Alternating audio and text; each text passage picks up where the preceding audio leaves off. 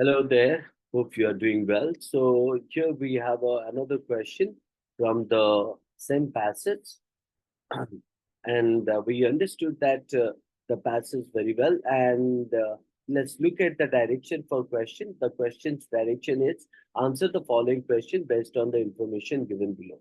If you observe that the statement stated about what stated about a crucial prejudice or bias which constantly finds fresh sustenance from the exact natural sciences and the belief that human nature must be experienced and investigated under two fundamentally irreducible aspects because of it is composed of two substances. One is called as the body, which is as extended thing, and the mind as thinking thing. Human beings exist in a precarious equilibrium between body, self, and world, such that there are no givens for behavior. The need for equilibrium is something that confronts humans at every moment. It is a problem for us as it is not for animals or plants. The human being is a vexed organism that has to first make himself into what he already is. So, similar to that, it is indicated at the end of it that concept of positionality differentiate the ways in which various forms of lives relate to their own bodily border, and this allows him to think of embodiment at a level of abstraction, uh, where something like a self or it is that has a relationship with to its own body can emerge independently of consciousness, mind, or vital point. Okay, vital spirit. Now, if you object that the question, according to the passage, which of the following is not included in the concept of positionality, right? So now, if you say um, the passage discusses the concept of positionality and it's relevant to understanding what human embodiment, human embodiment,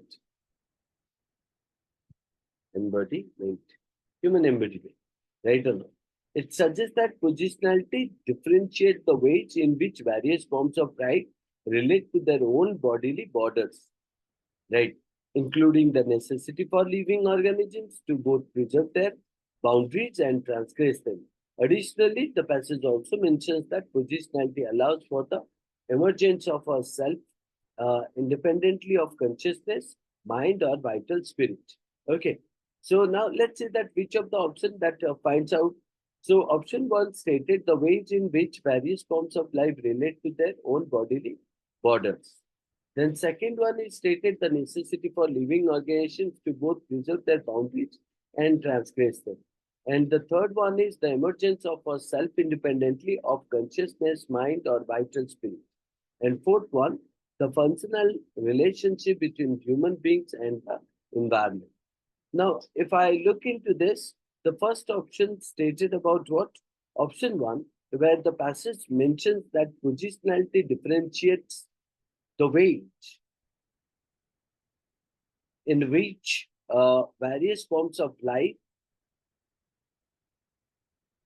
relate to their own bodily border. So, in that case, it suggests that all living things, including single celled organisms, have a functional relationship to the borders of their own bodies. Now, in that case, you can say uh, option one, which is included in the concept of positionality, isn't it? So, it is there. Now, look into the option two. The passage discusses how a living organism, even at a level below consciousness, must necessarily both preserve their boundaries to remain intact and transgress them for essential functions like eating, excreting, breathing, and multiplying. So this necessity is inherent to the concept of positionality. So in that case, this is also there. Now, option three, what does option three state? If I look into option three, that states that the concept of positionality doesn't include the emergence of a self independently, or you can say that consciousness, mind, or vital spirit. So, this is what you would find out, option three. But if you look into the option four, what does option 4 stated? Option 4 stated that the means the functional relationship between human beings and the environment. So the passage suggests that positionality allows for the emergence or allows for the emergence of us self-independently, self-independently of consciousness, mind, uh, or vital spirit, which implies a functional relationship between human beings and the human beings and the human beings and the environment. Human beings and the environment. So this relationship is nothing but integral to understanding human embodiment and is therefore included in the concept of Mensa positionality. So we can say that option 1, 2, 4 are part of the Mensa concept of positionality, whereas option 3 is not, because it is the last option which left here. Uh, let's look into it. So what option 3 is stated here and how it is not included as the concept of positionality. So if I look into the option 3, so this is clearly stated that what in the passage, the concept of positionality and its relevance to uh, understanding human embodiment, it suggests that positionality,